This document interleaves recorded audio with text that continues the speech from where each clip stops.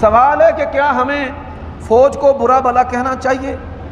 بھائی بحیثیت ادارہ استاد جی اگر اسلامی نظام قائم ہو گیا تو اسٹیبلشمنٹ تو بھوکی مار جائے گی. دیکھیں یہ میں مولوی ہوں، اگر انتظامیہ مجھے اپنا ملازم سمجھتی ہے تو وہ غلط فہمی میں ہے. میں اسلام کا ملازم ہوں، میں مسجد کا ملازم ہوں، میں اللہ رسول کا ملازم ہوں، میں کسی صدر سیکٹری کا ملازم نہیں ہوں. صدر جو ہے وہ ریاست کا ملازم ہے، پرائم منسٹر ریاست کا ملازم ہے.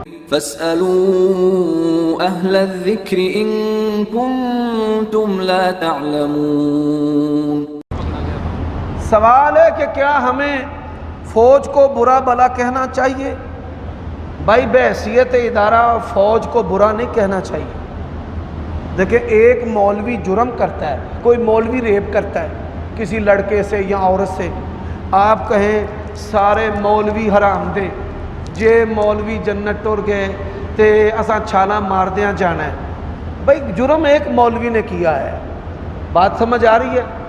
اب ماشاء اللہ جو ہے وہ ایوب نے لگایا ہے، پرویز مشرف نے لگایا ہے، اور اس کا حصہ بننے والے، حکومتیں گرانے والے اور لانے والے جو جرنیل ہیں وہ برے ہیں. فوج کو برا نہ کہیں. فوج یہ بات یاد رکھیں، یہی تو ان کی کامیابی ہے. دادا گیری وہ خود کرتے ہیں اور لوگ گالیاں کس کو دیتے ہیں؟ فوج کو. برائی ایک مولوی کرتا ہے، لوگ گالیاں سارے مولویوں کو دیتے ہیں. تو آپ فوج کو برا نہ کہیں، جس جرنیل کی برائی ہے اس کو برا کہیں. یہ کوئی جرنیل معصوم عن الخطا نہیں ہے، سیاستدان کوئی معصوم عن الخطا نہیں ہے. لیکن ہوتا کیا ہے، جرنیل غلطی کرتا ہے اس کو برا کہتے ہیں، اگر وہی غلطی عمران خان کرتا ہے تو اس کو کہتے ہیں اچھا ہے. میں مثال دیتا ہوں، آرمی چیف ہمارا باپ تھا جب ہم اقتدار میں تھے، اور جب ہم اقتدار میں نہیں ہیں تو سب سے برا آرمی چیف ہے. یہ پھر دوہرا معیار نہیں ہونا چاہیے. آپ اس وقت اس کو باپ نہ کہیں جب آپ اقتدار میں ہیں، وہ ریاست کا ملازم ہے.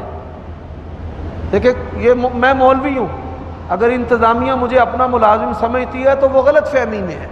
میں اسلام کا ملازم ہوں، میں مسجد کا ملازم ہوں، میں اللہ رسول کا ملازم ہوں، میں کسی صدر سیکٹری کا ملازم نہیں ہوں. صدر جو ہے وہ ریاست کا ملازم ہے، پرائم منسٹر ریاست کا ملازم ہے، چیف جسٹس ریاست کا ملازم ہے، چیف آف آرمی سٹاف ریاست کا ملازم ہے.